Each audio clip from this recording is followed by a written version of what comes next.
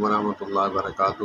سر سونو شرما صاحب کا قیمتی جملہ، لوگ اپنے دکھوں سے نہیں لوگوں کے سکھوں سے زیادہ پریشان ہیں۔ اب بات ہے سمجھنے کی، اس دو جملوں میں کیا انہوں نے بند کر کے رکھ دیا ہے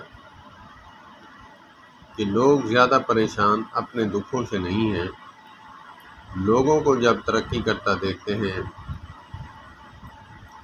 تب وہ پریشان ہوتے ہیں۔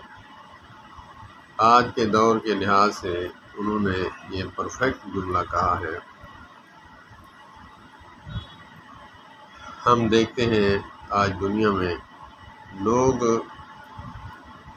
بیٹھکوں میں، دکانوں میں، فیکٹری میں، جہاں بھی بیٹھیں گے، گاڑی میں سفر کرتے ہوئے تو لوگوں کے بارے میں ہی کہیں گے، یار یہ پہلے تو اس کے پاس گاڑی نہیں تھی، اب یہ گاڑی پر ہے، بنگلہ بنا لیا ہے، لوگوں کے سکھوں سے پریشان ہے۔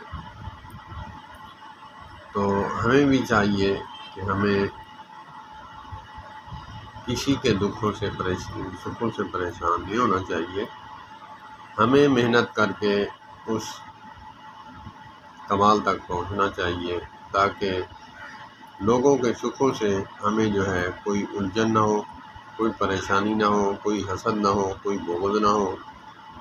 جب انسان کے پاس کچھ نہیں ہوتا تو لوگوں کے، جیسے میرے پیر و مرشد قاسم علی شاہ صاحب فرماتے ہیں، اگر آپ نے ترقی کرنی ہے تو بڑے لوگوں کے ساتھ بیٹھنا شروع کر دیں یا بڑے لوگوں سے محبت کرنا شروع کر دیں۔